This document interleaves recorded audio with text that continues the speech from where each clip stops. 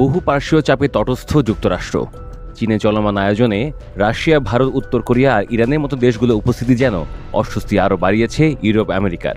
এর মধ্যে চীনে যাবার আগে নতুন ক্ষেপণাস্ত্র কারখানা উন্মোচন করে গেছেন উত্তর কোরিয়ার সর্বোচ্চ নেতা কিম জং উন। আর চীনে বিজয় দিবসে কুচকাওয়াজে নতুন একটি ক্ষেপণাস্ত্র উন্মোচন করছেন দেশটির প্রেসিডেন্ট শি জিনপিং। কুচকাওয়াজে চীন তার নতুন সবশেষ প্রযুক্তির আর অত্যাধুনিক সমরাস্ত্রগুলো সমাবেশ ঘটাচ্ছে। আলোচিত নতুন ক্ষেপণাস্ত্রের নাম DF-26D।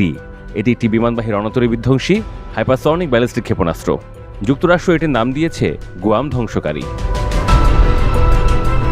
DF-26Dর গতিবেগ ম্যাক 12-এর বেশি, অর্থাৎ ঘন্টায় 15,000 কিলোমিটারের উপরে। এটির পাল্লা 4,000 কিলোমিটারের বেশি। এমন কথা উঠেছে এই ক্ষেপণাস্ত্র মার্কিন নৌবাহিনীর বিরুদ্ধে চীনের চূড়ান্ত অস্ত্র। সঠিক নিশানা ও দুর্দান্ত সক্ষমতা সহ এটি চলমান বিমানবাহী রণতরীকেও ডুবিয়ে দিতে সক্ষম। সমরবিদদের মতে DF-26D সহ সবশেষ উন্মোচন করা ক্ষেপণাস্ত্রগুলো চীনের অ্যান্টি অ্যাক্সেস বা এরিয়া ডিনায়াল কৌশলকে ভিন্ন রকম উচ্চতর পর্যায়ে পৌঁছে দিয়েছে। কূটনৈতিক বিশ্লেষকরা বলছেন, এখন মার্কিন নৌবাহিনীকে দক্ষিণ চীন সাগর ও তাইওয়ান প্রণালীতে অভিযান চালাতে গেলে করুণ পরিণতির মুখোমুখি হতে হবে। একই সঙ্গে পূর্ব এশিয়ায়, বিশেষ করে গুয়ামে মার্কিন সামরিক ঘাঁটি নিরাপত্তা সংকটে ধুঁকছে। চীনের এই ক্ষেপণাস্ত্র শিল্পের উত্থানে হাইপারসনিক যুগের যুদ্ধের সংজ্ঞায় বদলে গেছে বলেও মনে করছেন বিশ্লেষকরা। বিশ্লেষকরা আরও একাধিক বিশ্লেষণ নিয়ে হাজির হয়েছেন এই একটি ক্ষেপণাস্ত্রকে ঘিরে। তারা বলছেন, DF-26D শুধুমাত্র প্রযুক্তির উৎকর্ষ দৃষ্টান্তই নয়, বরং এশিয়ার প্রশান্ত মহাসাগরের ভূ রাজনীতিতে এটি রীতিমতো কাঁপন তুলেছে।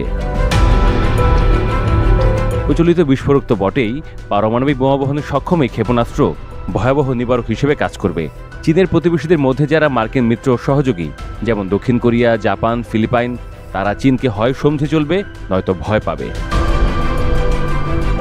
তবে বিশ্লেষকদের আশঙ্কা, এশিয়ার প্রশান্ত মহাসাগর অঞ্চলে অস্ত্র প্রতিযোগিতা যেভাবে দৌড়াচ্ছে, বিশেষ করে যুক্তরাষ্ট্র যেভাবে হন্যে হয়ে ওই অঞ্চলে নিজের সামরিক সক্ষমতার আয়োজন করছে, জাপান টাইপ 12-এর মতো ক্ষেপণাস্ত্র নিয়ে হুঙ্কার দিচ্ছে, অস্ট্রেলিয়াও তার ক্ষেপণাস্ত্র সক্ষমতা বাড়াচ্ছে, তাতে করে চীনের DF-26D জ্বলন্ত আগুনে ঘি ঢেলেছে।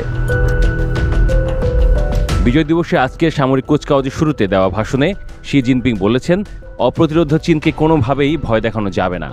রাজনৈতিক বিশ্লেষকরা বলছেন, শি জিনপিং চাইছেন নিজের দেশের প্রভাব তুলে ধরতে এবং তিনি পশ্চিমা নেতৃত্বাধীন বিশ্ব ব্যবস্থাকে নতুনভাবে সাজাতে বদ্ধপরিকর।